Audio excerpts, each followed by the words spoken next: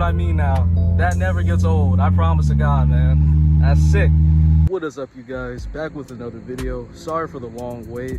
It's been a while since I posted my last video, and that was for a reason though. It's because I've been collecting a lot of data of driving this car for the past 1,000 miles, and it's actually hit over 1,600 miles. So I'm gonna go over in this video a lot of the issues that I encountered, which weren't really that many, and we're gonna go on a drive and I'll actually show you how this thing sounds. So let's get into it. Let's begin under the hood.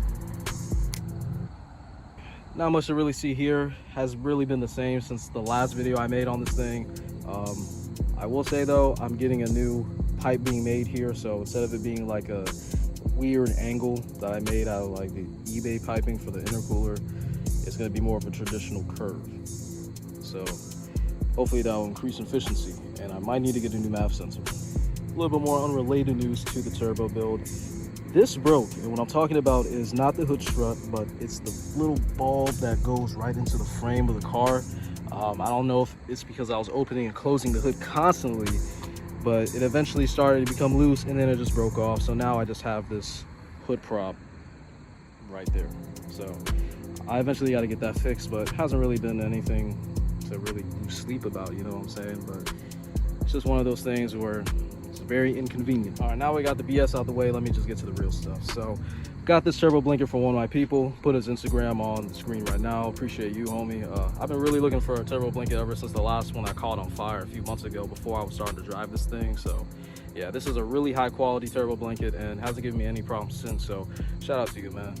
And finally got the coupler onto the compressor housing, and I didn't have as many clamps as I have on now for this MAF sensor pipe here and on the compressor housing, as you see here.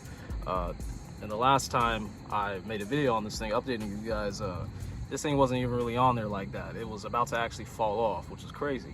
So I corrected everything. I actually redid a lot of the piping here, and I don't know how this thing became loose. Nah, whatever. But yeah, everything is more uniform now, I should say. So I don't have to pop open my hood and people will be like, oh bro, you're missing a clamp. And I'll be like, yeah, I know. And honestly, ever since I started driving this thing consistently, I've noticed that there was a small oil leak from the bottom of my turbo drain. And it's been kind of consistent, but it's not anything to really be scared about. I just get some like water, if not some degreaser and water, and I just clean up some of the residue that's on the lines and stuff like that down there. And it's just been a continuous thing that I just do, but it's just normal turbo things from what I hear. Thankfully, it's not from the return lines. If it is, then that's bad. But shout out to my other guy, because we actually did spark plugs and new coils and wires for this thing, and he actually cut this cam cover, I think it's called a cam cover, this cam cover for me so I can fit my oil line or feed line under here so it gives it a cleaner look. So put his Instagram on the screen. Shout out to you. All right, no more rain. Great. All right, so good news. I pretty much covered every single thing that I wanted to tell you guys about. And two more things I wanted to say, other than it being stock ECU still, stock injectors, and stock fuel pump. One of the two things is, whenever I was driving the car a couple days ago, it was starting to break up when I was starting to get into boost.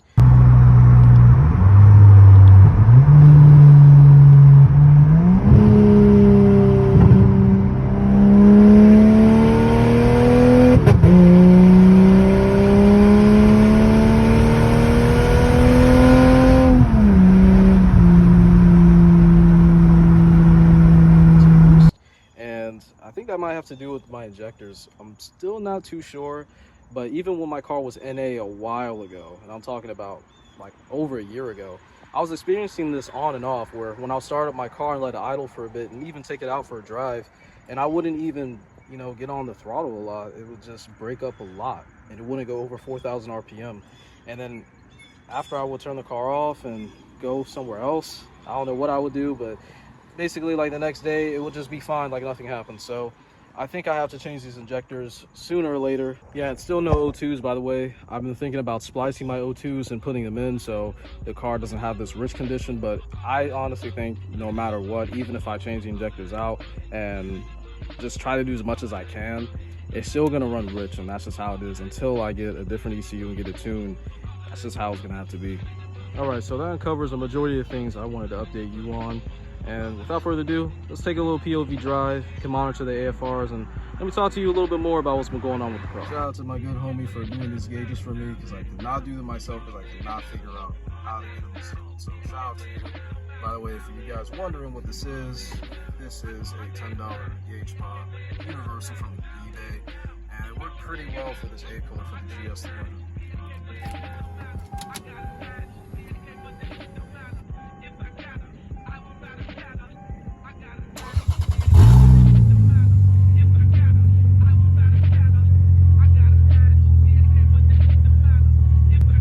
I apologize ahead of time for the BS camera quality. I'm still on an iPhone 11 recording this, so we're doing like a one-hand style POV, and yeah, it's running pretty rich right now.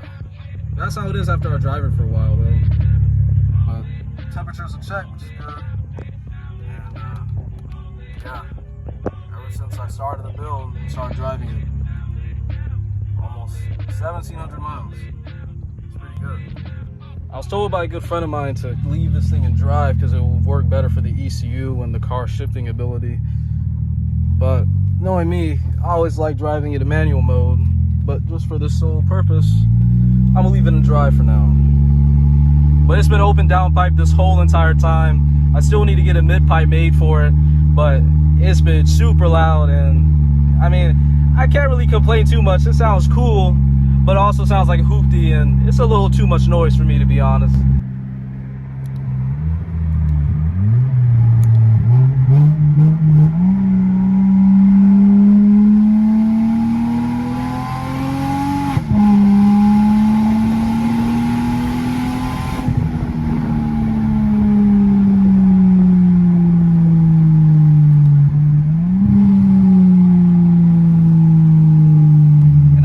I mean, now that never gets old, I promise to God, man. That's sick, so sick.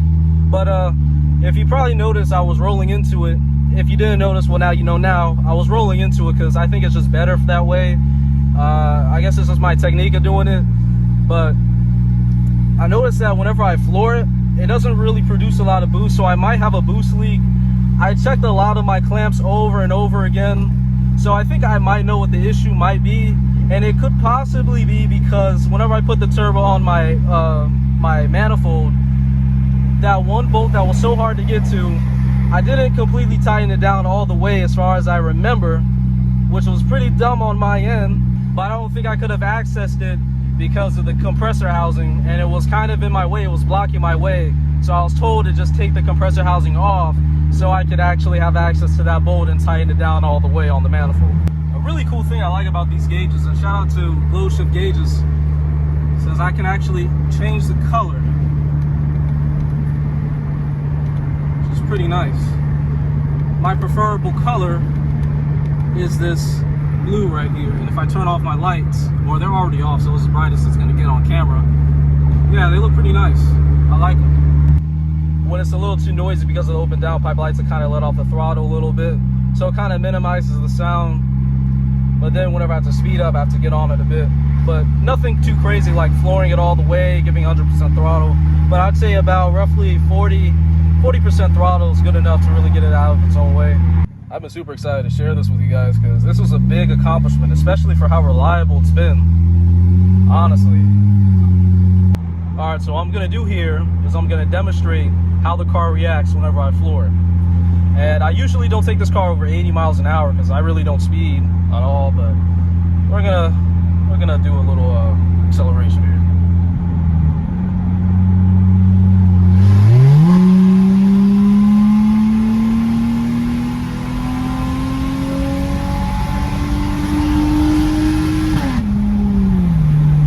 Wow! God damn, that is so loud. So loud open downpipe. But it should have been gaining a lot of speed there, as you guys saw. So yeah, I feel like I definitely have a boost leak somewhere, probably not only in the manifold but probably in my pipes as well and couplers. So yeah, just normal turbo stuff, I guess.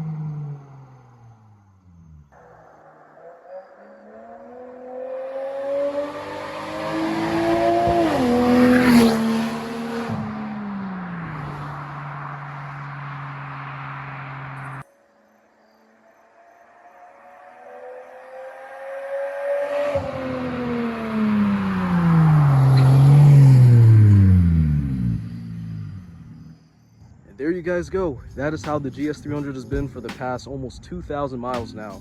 Fun, joyful, reliable, and I really can't ask for a better setup, at least as of now. Because if I wanted to change the setup, I would probably change the manifold more than anything. Not complaining about this manifold, it sounds nice, but I would probably get a different one that I've had my own for a while now. And as well as the turbo. The turbo I have, which is a Rev 9 6662. I like this one. It spools up pretty nicely. It's just that you don't really hear a lot of the spool, and especially the turbo flutter, which I would really like personally. But I think there's ways to actually modify your compressor housing or the turbine wheel, whatever it's called, so you can get that nice whistle you get out of, I guess, a Precision or Borg Warner, some of those turbos. Now I could do the T51R mod, but I am not sure if that's applicable to my turbo specifically, but I'll just probably do some more research and see what I can make that's best for this thing, honestly. That'll wrap it up for this video. Appreciate you guys for tuning in to another one of mine, and if this is your first time watching, I appreciate your time as always. And just remember, do not ever give up on your dreams or your goals. This was one of my goals for the longest time, and I never knew I could put this whole entire thing together. Well, I'm mainly talking about the turbo build. We went through a lot of trials and tribulations, a lot of error. I remember when I first started to make videos on this thing about 2 years ago, I really didn't know what I was doing, but you know, as you go through things, you start to learn, and you know, it's not ever too late to give up. So don't ever try to give up on your goals or your dreams, and let me be your inspiration, and you can definitely achieve yours. For the ones that have stayed, I appreciate your time. You guys have seen a whole lot. I remember the first video I made was really kicked off this whole entire car, which was the exhaust video. And it's actually the 2-year anniversary since I made my first official video here on YouTube of this car. So if you've been here since the very beginning, you are a true MVP. Appreciate you. What are you doing, sir? I am not doing anything illegal. I don't know what people do these days, but appreciate you for watching another one of my videos. There's a lot more where that came from. Gonna keep you posted on this car as much as I can possible, and remember to keep doing what you got to do and be the best version of yourself you can possibly be. I'm out. Peace.